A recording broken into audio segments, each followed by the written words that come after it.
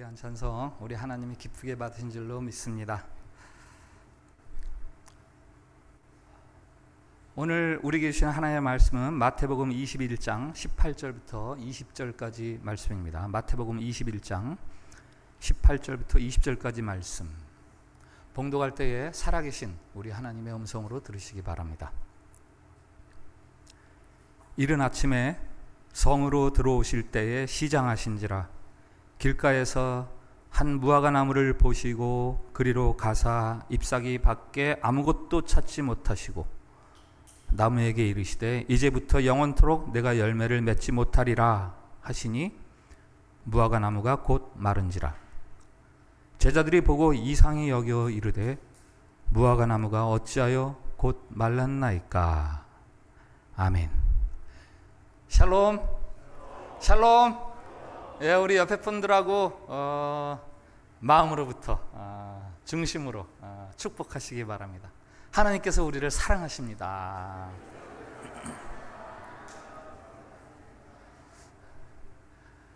네, 오늘 설교 말씀은 퀴즈로 시작을 하려고 그래요.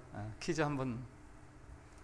내가 정말 알아야 할 모든 것은 괄호에서 배웠다. 여러분들이 저 괄호에 넣을 답은 뭡니까? 대학교에서? 집에서? 네, 답이 벌써 나오고 있는데 유치원에서 배웠다. 내가 정말 알아야 할 모든 것은 유치원에서 배웠다. 로버트 풀검이라는 사람이 어느 유치원 졸업식장에서 자신의 삶의 중요한 것들은 다 내가 유치원에서 배웠습니다 라는 연설을 하는 게 계기가 돼서 같은 제목의 책을 냈고 그 베스트셀러가 됐죠. 여러분까지 다 알고 있는 그런 문구가 되었습니다. 그가 말하는 유치원에서 배운 것들 몇 가지만 소개를 드리면, 무엇이든 나누어 가져라, 남을 때리지 말아라, 사용한 물건은 제자리에 둬라, 자신이 어지럽힌 것은 자신이 치워라, 내 것이 아니면 가져가지 말라, 다른 사람을 아프게 했으면 미안하다고 말해라. 여러 가지가 또 있는데요. 그 책에서 중요한 말이 있어요. 삶이란 이렇게 어릴 적 배운 것들을 어떻게 실천하는지 확인하는 과정이다. 그때 배운 기본적인 것을 체득하지 못해 자신과 사회는 값비싼 대가를 치르게 된다. 맞는 말 아니에요?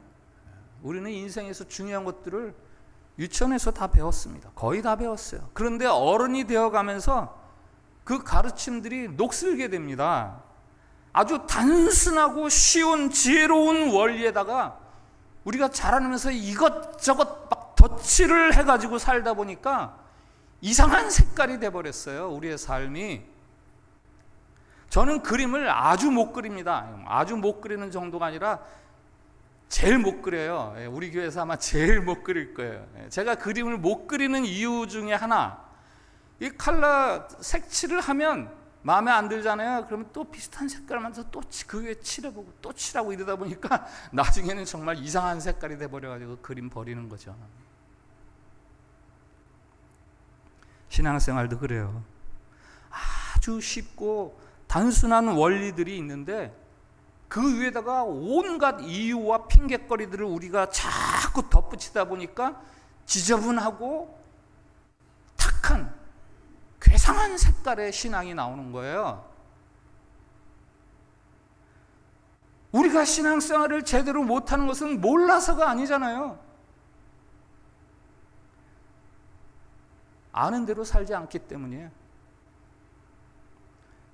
신앙의 원칙에다가 여러 가지 핑계, 이유 이런 것들을 더덕더덕 붙여가지고 아주 괴상망측한 그런 신앙생활을 우리가 하고 있습니다. 이번 주 화요일이 우리 대한민국의 광복 78주년. 혹시 광복절 노래 기억나시나요? 흙 다시 만져보자 바닷물도 춤을 춘다. 기억나시죠? 이 광복의 감격과 그 기쁨, 그 어찌할 수 없는 그 감격을 잘 담은 노래인데요. 우리 부른 지 오래됐으니까 한번 다 같이 불러봅시다. 이게 사실 일어나서 불러야 되는데 그냥 앉아서 그 대신에 크게 부른 지 한 몇십 년들 되셨죠? 다시 시작. 흙 다시 만져보자. 바닷물도 춤을 춘다. 기어이 보시려던 어른님 번님 어찌하리. 이 날이 40년 뜨거운 피 엉긴 자친이 길이 지키세. 길이 지키세. 2절 한번 볼까요? 2절. 꿈엔 늘 잊을 건가? 지난 일을 잊을 건가? 다 같이 복을 심어 잘 가꿔 길러 하늘답게 세계에 보람될 거룩한 빛 예서나리니 힘써 나가세. 힘써 나가세. 자료를 찾아보니까 저 노래가요 1949년에 만들어졌어요. 그 해방의 감격이 얼마나 컸는지 4년 동안 계속되는 거 아닙니까? 4년 후에 그 감격을 다시 노래로 옮긴 거고요. 여러분, 그러나 독립이 전부입니까? 해방이 전부입니까? 해방을 했으면 그 다음에 더 좋은 나라를 만들어 가야죠. 그래서 저기 2절에 다 같이 복을 심어 잘 가꿔 기르자 하늘에 닿게 세계에 보람될 거룩한 빛이 여기에서 나오게 우리가 이 나라를 정말 힘써서 잘 가꾸자, 이렇게 그 시대의 사람들이 다짐한 거 아닙니까? 그래서 저 노래처럼 대한민국은 근대화를 위해서, 산업화를 위해서 정말 온 힘을 쏟았고, 민주화를 위해서 온 힘을 쏟아서 지금 세계가 칭찬하고 부러워하는, 뭐 말도 많고 탈도 많지만 그러나 그런 나라가 된 거 아니에요? 신앙생활도 마찬가지죠. 우리가 무슨 구호처럼 외칩니다. 우리는 믿음으로 구원받습니다. 우리는 믿음으로 구원받았습니다. 맞는 말씀이죠. 맞는 말씀이에요. 그러나 그게 전부가 아니라는 거 모르십니까? 더 좋은 신앙, 바르고 온전한 신앙을 위해서 힘써야 하는 거 아닙니까?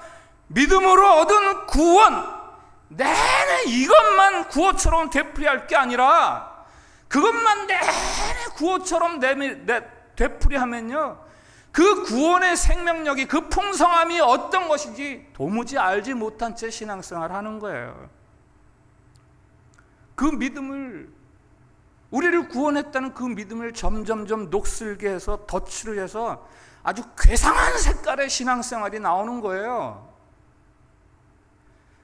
내가 믿습니다 하는 그 신앙과 믿음이 더 이상 내가 살아가는 세상에, 아니 내 삶조차에 아무런 영향력도 못 미치는 그런 싸구려 기독교, 싸구려 신앙, 깡통 신앙, 값싼 은혜로 전락되고 마는 겁니다. 자주 말씀드리죠. 구원이라는 어마어마한 의리의리한 집이 있는데 예수님이 구원자라고 믿어서 현관문 열고 들어갔어요. 근데 신발장 있는 그 현관에서 더 이상 들어가질 않아요. 저 안에는 거실도 있고 무슨 요리해서 맛있게 먹는 식당도 있고 침실도 있고 더 좋은 게 얼마나 많은데 신발장 앞에 서가지고 믿음으로 구원받았네, 믿음으로 구원받았네.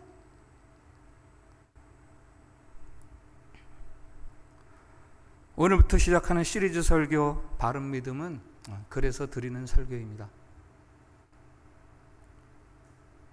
이 시리즈에서 들려드릴 이야기는 미안하지만 여러분이 모르는 이야기는 하나도 없어요.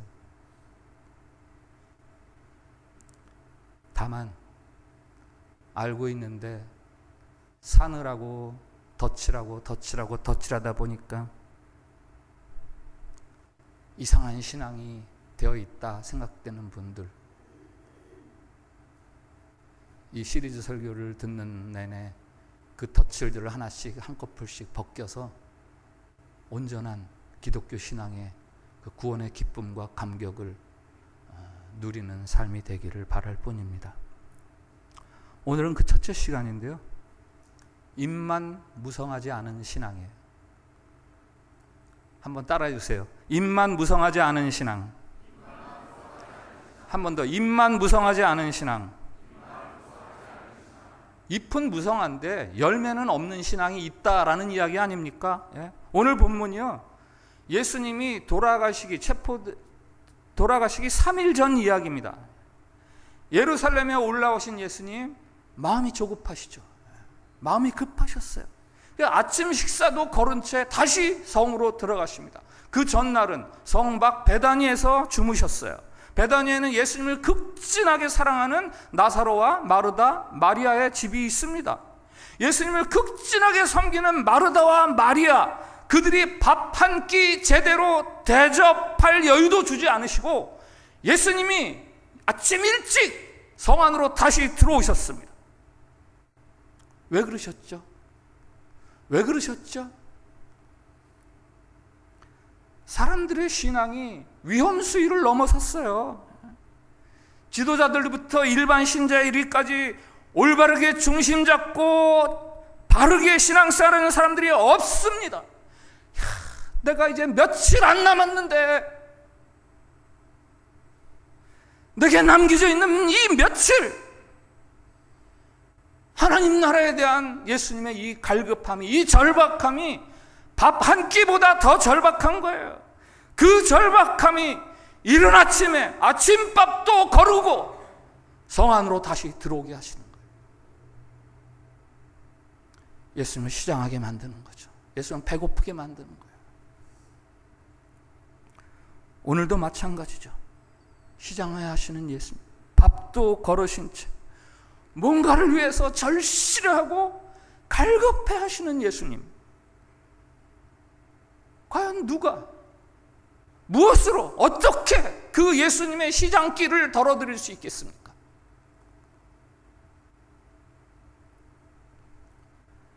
마침 길가에 무화과 나무가 하나 있어요. 잎이 얼마나 무성한지. 그 정도 무성하면 당연히 열매가 있어야 되는 거예요. 뭐 말 그대로 하면요, 무화과, 이게 꽃이 없이도 열매가 핀다는 이름 아니에요? 잎이 생기기 전에 열매가 먼저 열린다는 나무로 알려져 있습니다. 잎이 무성하니까 열매는 당연히 있어야죠. 그러나 나무 가까이 다가가신 예수님이 실망하십니다. 왜? 잎사귀밖에 아무것도 찾지 못하시고, 당연히 있어야 되는 열매가 없어요. 겉으로 보기에는 참 보기 좋은데 눈에 띌 만큼 주목을 끄는데 잔뜩 기대하게 했지만 결국은 주님을 안타깝게 하는 나무죠. 차라리 잎이 없는 게 더 낫겠다, 이런 나무는. 차라리 잎이 없는 게 낫지. 그래서 그 잎을 시들게 하시는 거예요. 차라리 이 모양이 더 낫다. 잎만 무성하고 열매 없는 것보다 차라리 이게 더 나아.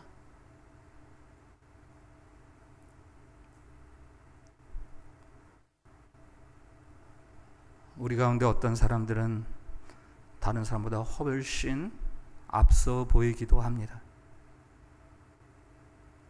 특별한 미덕을 보여서 사람들을 감동시키기도 하죠. 겉으로 보기엔 탁월하고 열정도 대단합니다. 그러나 정작 하나님이 찾으시는 열매가 없는 사람들이 있어요. 믿음이 괜찮은 줄 알았는데 알맹이가 텅텅 빈, 알맹이가 없는 속 빈 강정 같은, 이 주님만 속이는 게 아니라 자기 자신도 거기에 속고 살아가는 사람들. TV 음악 프로그램 불후의 명곡에서 얼굴이 안 나오는 프로듀서가 출연한 가수에게 인터뷰를 하죠. 누구라고 말씀드릴게요. 임채정, 뮤지컬 가수 아시죠? 목소리가 묻습니다. 왜 사람들이 당신을 좋아하는 것 같아요? 가수가 대답합니다. 뭐 안 그런 가수야 없겠지만 제 진정성을 인정해 주시기 때문이라고 생각합니다. 노래할 때 제 진정성을 담아서 노래하는 거 사람들이 좋아하는 것 같아요. 여러분, 신앙생활에도요 진정성이 있습니다. 겉과 속이 다른 사람들이 있어요. 겉을 보아서는 그 속을 도무지 알 수 없는 사람들이죠. 왜? 속을 들여다볼 수 없도록 두꺼운 장막을 덧입고 있기 때문이에요. 이국리 저국리, 이 생각 저 생각, 도대체 그 진짜 속을 알 수가 없어요. 사실은요, 왜 그렇게 자꾸 겹겹이 둘러싸는지 아세요? 두렵고 불안하니까.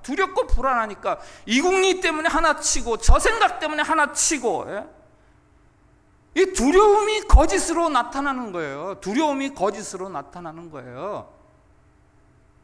거짓의 다른 말이 정직이죠.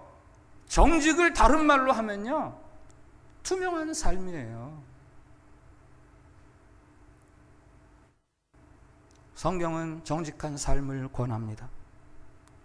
목요기도회 이번 주로 이제 사무엘서 강해가 끝나고 열왕기가 다음 주부터 열왕기 강해가 이어집니다. Coming soon 열왕기. 많이들 나오세요, 목요기도회. 열왕기서 이스라엘의 여러 왕들에 대해서 평가하고 소개하는 하나님의 말씀. 그 책에서 제일 중요한 단어가 뭔지 아세요?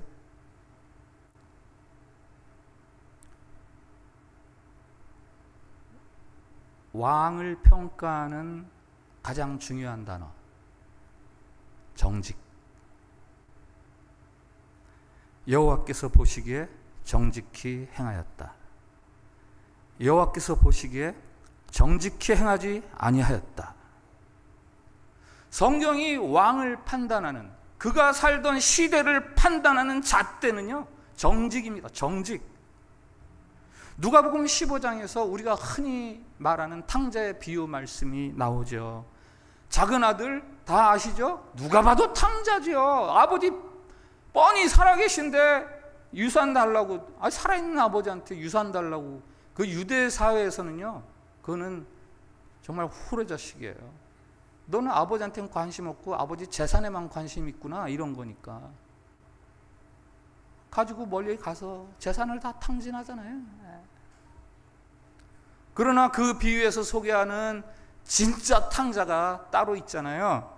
아버지 곁에서 아버지와 함께 일하는 큰아들이죠. 겉으로 보면 그는 탕자가 아니에요. 효자죠.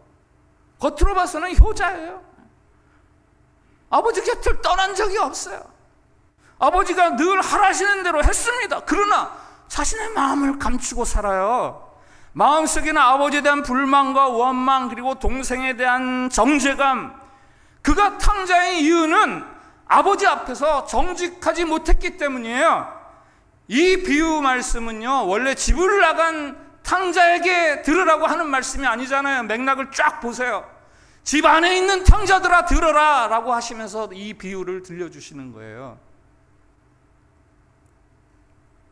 오늘 본문 바로 앞에, 오늘 무화과나무 사건이 바로 있기 전에 무슨 일이 있었느냐? 예루살렘에 오신 첫날 이야기죠. 예수님께서 예루살렘 성전을 정화시키잖아요. 비둘기 파는 자들의 상을 뒤엎으시고 환전상들을 막 내쫓으시고, 그들은 성전 안에 거하지만 하나님을 속인 자들이죠. 입으로는 하나님을 말하고 성전을 위한다고 말하지만 그 속에는 하나님을 이용해서, 성전을 이용해서 내 욕심을 채우고 내 유익을 구하는 게 있는 거예요. 그들에게 예수님이 말씀하십니다. 내 집은 기도하는 집이라 일컬음을 받으리라 하였거늘 너희는 강도의 소굴을 만드는도다. 예루살렘에 오신 첫째 날 이 성전을 정화하는 것, 그리고 두 번째 날 이른 아침 무화과 나무 이야기, 이 이야기는요 똑같은 이야기예요. 똑같은 메시지를 우리에게 들려줍니다. 겉으로는 반짝반짝 빛나는 것 같은 고백들, 뜨거운 열렬한 열심들로 가득하지만 영적 생명력이 없는 종교활동, 그거를 고발하는 거예요. 이 생명력이나 향기가 없는 조화,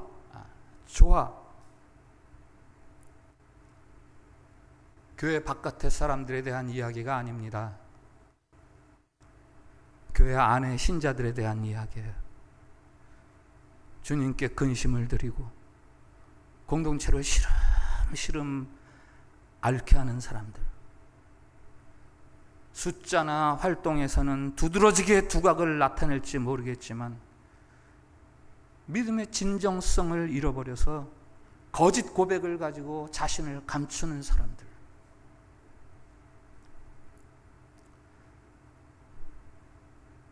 성도는 이 신앙의 진정성으로서만 자신의 신자됨을 입증할 수 있습니다.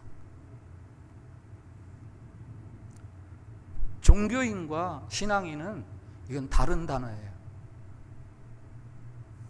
종교 생활과 신앙 생활, 이건 다른 이야기입니다.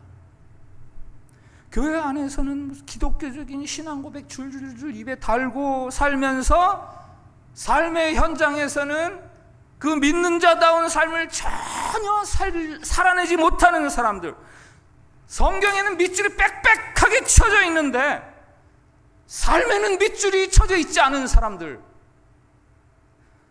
그 밑줄을 왜 친 겁니까? 성경책에. 그들은 신앙인이 아니죠. 다만 종교인일 뿐이에요. 말라 비틀어지는 입만 무성한 가련하고 참으로 불쌍한 영혼들, 어쩌면 입마저 없는 사람보다 더 나쁜 상태에 있는 사람들일 수 있어요. 마태복음 7장에 마지막에 나오는 모래 위에 지은 집 이야기 아시죠? 반석 위에 집을 세우는 사람이 있고 모래 위에 집을 세우는 사람이 있다. 모래 위에 집 짓는 거 훨씬 쉽죠. 빨리 지을 수 있고요. 그러나 홍수가 나면 모래 위에 집은 무너집니다. 왜요? 기초가 없으니까.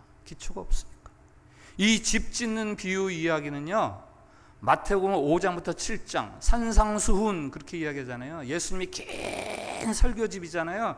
그 긴 설교집의 마지막 결론 이야기예요.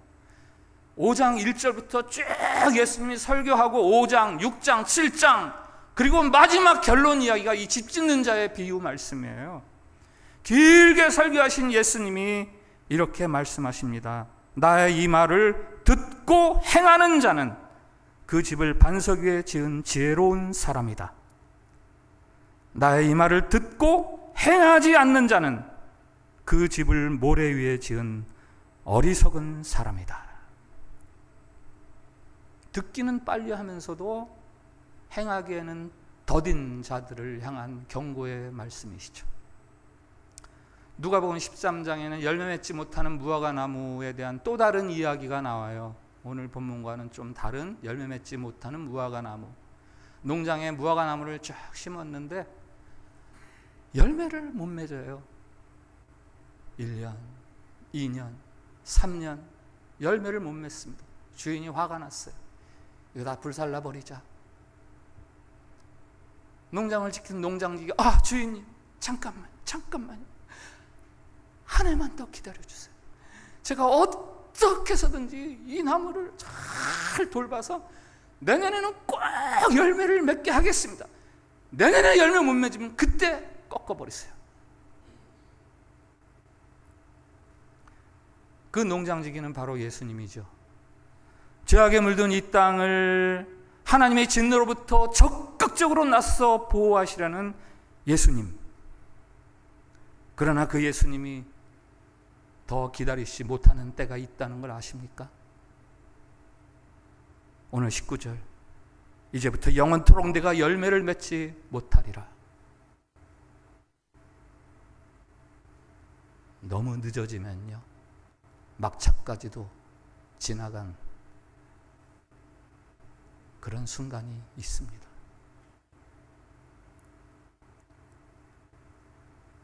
오늘 마태복음 21장에 이 기록하고 병행 구절이 마가복음 11장에 있어요.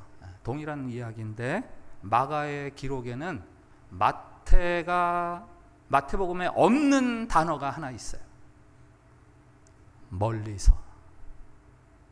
예수님께서 무화과나무를 처음 보실 때는 멀리서 바라보셨어요. 멀리서 바라보신 주님이 시장길을 채우시려고 나무 가까이 다가서셨습니다. 그때가 마지막 기회죠. 더 이상 기회가 없는 겁니다.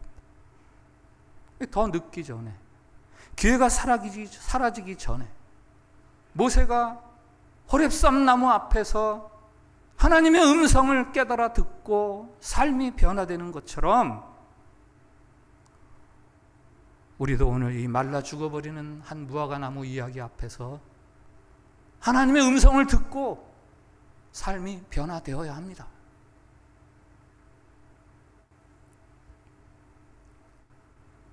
사무엘서 강해가 이제 이번 목요 기도회 때 끝나는데, 목요 기도회 때 뭐 했는지도 모르시는 분들 계시죠? 1년 이상 사무엘서를 쭉 강해를 해서 이제 마지막 55장이에요. 사무엘 상하가 55장. 이번 주에 끝나는데 그 긴 이야기를 쫙 압축하면은 한 구절이 나와요. 사무엘상 2장 3절 같이 읽어보겠습니다. 같이 읽읍시다. 시작. 심히 교만한 말을 다시 하지 말 것이며 오만한 말을 너의 입에서 내지 말지어다. 여호와는 지식의 하나님이시라. 행동을 달아보시느니라. 아멘. 여호와는 지식의 하나님이시라. 하나님 다 아신다라는 거 아니에요? 하나님 다 아신다. 어떻게 사는가 바라보신다는 거예요. 제 SNS 친구 목사님이 이 성경 구절에다가 이런 댓글을 달았어요. 하나님은 자신의 저울이 있다. 하나님의 평가 기준이 분명히 있다. 나의 고백이 아니다. 나의 각오도 아니다. 믿음의 행동을 저울로 달아보시고 평가하시는 하나님이시다. 믿음으로 구원에 이르고 행함으로 축복에 이른다. 두 날개의 균형을 잊지 말자. 스펄전 목사님이 말합니다. 주님의 조사는 혹독하고 엄격한 잣대다. 주님이 찾으시는 것은 여러분의 이빨린 말도 결심이나 맹세도 아니다. 여러분의 신실함과 내면의 믿음, 진정으로 그분의 나라를 위해 합당한 열매를 맺도록 성령의 역사가 일어났는지 성령의 열매를 찾으신다. 이동원 목사님 묵상의 셈이라는 그의 책에서 심판의 하나님에 대해서 이렇게 말하고 있습니다. 하나님은 심판의 하나님이시다. 그는 심판하실 때 그의 집에서부터 심판을 시작하신다. 그의 언약의 백성들이 이 심판을 통과하는 것을 보고 싶어 하시기 때문이다. 조금 뒤집어 말하면 교회 안에서부터 가라지와 가라지와 알곡을 갈라내기 시작하신다는 거예요. 교회 안에서부터. 교회 안에 있는 하나님의 심판의 대상 두 가지 부류가 있어요. 첫째는 교회 안에 율법주의자들. 교회 안에 율법주의자들. 이들은 언제나 형식이나 격식, 겉모습에 고착되어 있죠. 내면의 어떠함보다는 겉으로 드러나는 것에 늘 관심을 갖습니다. 두 번째, 교회 안에 심판의 대상이 있어요. 교회 안에 무율법주의자들. 이들은 복음을 남용하는 사람들이에요. 마치 기독교가 율법 없는 종교인 것처럼 착각하고 자기 유익을 따라서 마음대로 살아갑니다. 육체의 소욕을 따라서 마음대로 살아가면서 자기가 믿는다는 그 하나님을 욕되게 하고 믿음을 더럽히고, 이들의 관심은 사실은 하나님이 아니라 자기예요. 이들에게 하나님은 예수 그리스도의 하나님이 아니라 내 안에 있는 탐심, 내가 취할 수 있는 편리, 유익, 그게 내 하나님이에요.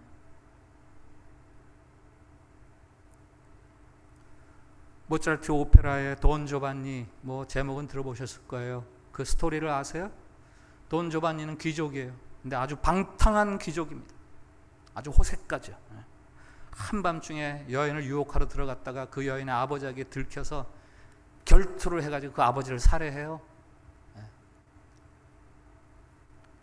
이어지는 내용들은 자신에게 헌신했던 그 순수한 사랑의 여인을 헌신짝 짓밟듯 그렇게 버리고, 헌신짝 버리듯 그렇게 배신을 하고, 다른 남자의 신부인데 유혹하고, 자신의 탐욕대로 내가 하고 싶은 대로 살아갑니다. 어느 날 묘지에서 자신이 들어가서 죽인 그 여인의 아버지,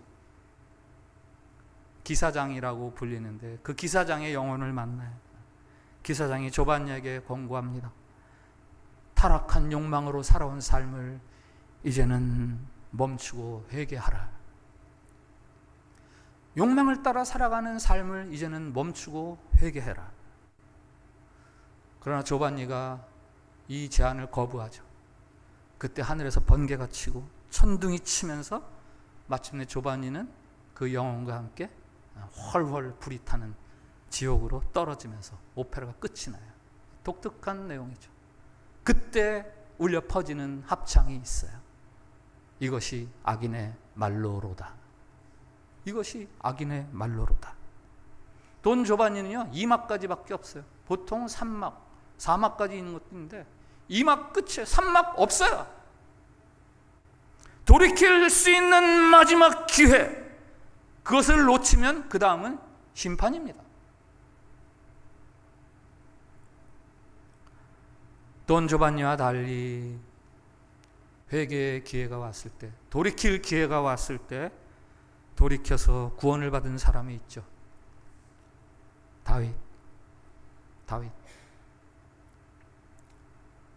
다윗이 우리아의 아내 밧세바를 범합니다. 이 다윗의 범죄를 축약해서 한 단어를 이야기하면 뭐라고 이야기하시겠어요? 그 스토리를 아시죠? 네? 간음, 음란, 살인, 술수? 네, 그 이야기에는 여러 가지 괴상한 색깔들이 많이 덧입혀져 있지만 성경이 사용하는 이 다윗의 범죄를 향한 성경의 단어가 있어요. 정직함. 정직함. 다윗의 죄는 물론 음란의 죄고 살인의 죄고 술수를 부리는 죄지만 한마디로 축약하면 정직하지 못한 죄였어요. 열왕기상 15장에 다윗의 삶에 대한 평가가 있는데 한번 보겠습니다. 같이 읽읍시다. 시작. 이는 다윗이 햇사람 우리아의 일 외에는 평생에 여호와 보시기에 정직하게 행하고 자기에게 명령하신 모든 일을 어기지 아니하였음이라. 아멘. 예. 이 말씀의 원래 의도는 다윗은 이렇게 하나님 앞에서 정직하게 행했다라는 말이지만, 그러나 저 말 속에 그러나 다윗이 정직하지 못한 게 하나 있었어. 우리아의 일, 우리아의 아내의 일. 다른 사람들 모르게 아주 은밀하게 그렇게 처신했고, 선지자가 고발할 때는 마치 남의 이야기인 양 그렇게 자기 자신을 속이고 들었고, 그때 그의 영혼은 하나님에게 묶인 게 아니라, 하나님에게 매인 게 아니라 한 여인에게, 아니 자신의 탐욕에 매여서 있던 상태였죠. 사무엘하 12장을 한번 읽어보세요.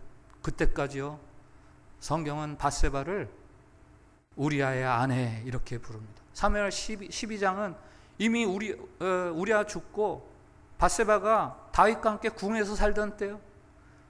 그러나 밧세바를 향해서 여전히 우리아의 아내 이렇게 부릅니다. 다윗이 하나님 앞에서 금식하며 부르짖죠. 시편 51편 지난주에도 말씀드렸어요. 밧세바의 일로 다윗이 하나님 앞에서 정말 통회하며 회개하는 기도입니다. 하나님이여, 주의 인자를 따라 내게 은혜를 베푸소서. 주의 많은 긍휼을 따라 내 죄악을 지워주소서. 우리 10절 12절 같이 읽어보겠습니다. 시작. 하나님이여, 내 속에 정한 마음을 창조하시고 내 안에 정직한 영을 새롭게 하소서. 나를 주 앞에서 쫓아내지 마시며 주의 성령을 내게서 거두지 마소서. 주의 구원의 즐거움을 내게 회복시켜 주시고 자원하는 심령을 주사 나를 붙드소서. 아멘. 10절에 내 안에 정직한 영을 새롭게 해 주시옵소서. 내가 정직함을 잃어버렸습니다. 다윗과 밧세바 사이에 태어난 아들이 죽잖아요. 그제야 비로소 밧세바에 대한 성경의 수식어, 밧세바에 대한 성경의 호칭이 바뀌어요. 다윗의 아내. 부정직의 열매들이 다 사라지고 나서야 비로소 성경은 밧세바를 우리아의 아내가 아니라 이제는 다윗의 아내 이렇게 부르고요. 그뿐이 아니죠. 새로운 아들을 하나님이 주십니다. 솔로몬. 그 이름은 평강, 어원이 평강이에요. 그리고 나단을 통해서 솔로몬에게 새로운 이름을 붙여주십니다. 여디디야, 하나님의 사랑을 입은 자. 그가 회개를 통해서 정직함을 다시 회복하려고 했을 때, 그래서 그 정직하지 못한 때 그 모든 것들이 다 벗어졌을 때 비로소 솔로몬, 평강, 여디디야, 사랑, 이게 다윗에게 임하는 거예요. 다윗이 죄악 가운데서도 하나님의 은총을 입은 이유를 알아야 하십니다. 정직을 회복했기 때문이에요. 그에게서 정직이 떠나갔을 때 하나님의 심판이 대상이었고요. 그가 금식하면서 다시금 하나님을 믿는 자로서의 그 정직함을 회복할 때 비로소 평강과 사랑이 그에게 주어지는 겁니다. 여러분, 정직하세요?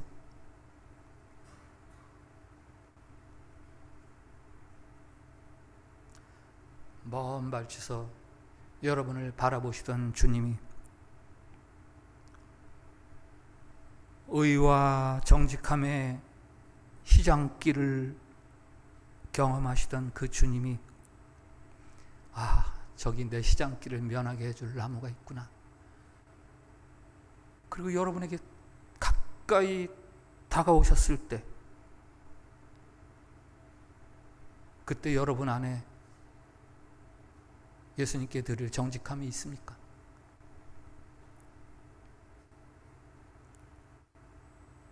오늘 본문 마지막 절, 제자들이 주님께 이상하다고 질문하잖아요. 이 무화과 나무가 어찌하여 곧 말랐나이까?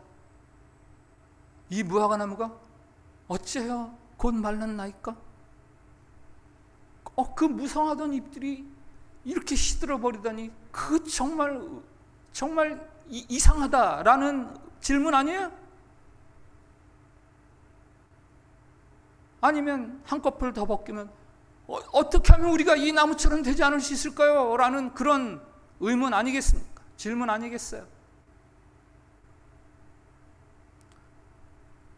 오늘 설교 마지막 문장은 주님께서 친히 하신 말씀으로 이 설교를 마무리하려고 합니다. 그것은 이 시대의 교회들을 향한 그리고 바로 저와 여러분을 향한 주님의 말씀이에요. 인자가 올 때 믿음을 보겠느냐? 인자가 올 때 믿음을 보겠느냐? 오늘 말씀 앞에서 드리는 공동 기도문이 있습니다. 주님, 예수님이 내 삶의 구원자여 주인이시라는 이 복된 믿음을 잘 가꾸어 가게 하옵소서. 주님, 입으로는 아멘 아멘 하면서 정작 탐욕의 종로를 타는 입만 무성한 신자 되지 않게 하옵소서.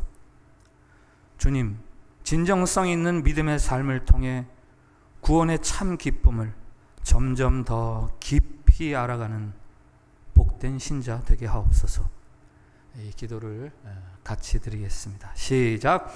주님, 예수님이 내 삶의 구원자요 주인이시라는 이 복된 믿음을 잘 가꾸어 가게 하옵소서. 주님, 입으로는 아멘 아멘 하면서 정작 탐욕의 종로로 타는 입만 무성한 신자 되지 않게 하옵소서. 주님, 진정성 있는 믿음의 삶을 통해 구원의 참 기쁨을 점점 더 깊이 알아가는 복된 신자 되게 하옵소서. 아멘. 이 기도 제목 또 우리 주신 말씀 가지고 여러분 각자의 기도를 하나님 앞에 드리겠습니다. 우리 다 같이 기도하겠습니다. 입만 무성했지 시장하신 주님께는 아무것도 들을 것이 없던 무화과나무처럼 주님이 내 삶의 구원자십니다, 내 삶의 주인이십니다라고 고백하면서도 삶에서는 내 마음대로 내 편리와 안전을 따라서 살아간 방탕한 우리들입니다. 자비로우신 주님, 우리를 불쌍히 여겨 주시옵소서. 우리에게 정직한 믿음을 허락해 주시옵소서. 이미 들어서 알고 있는 대로, 읽고 묵상하며 깨달은 대로 오직 말씀을 따라 살아갈 수 있도록 성령 하나님께서 도와주시옵소서. 입술로만 믿음을 말할 것이 아니라 삶이 하나님과 사람들 앞에서 믿음이 담긴 삶이 될 수 있도록 주님, 우리를 변화시켜 주시고 그 믿음의 열매로 주님을 기쁘시게 할 뿐만 아니라 우리가 누리는 이 구원의 즐거움을 더욱더 깊이 알아갈 수 있게 해 주시어서 이 구원을 세상의 어떤 것과도 바꾸지 않겠노라 말할 수 있게 해 주시옵소서. 예수님 이름으로 기도합니다. 아멘.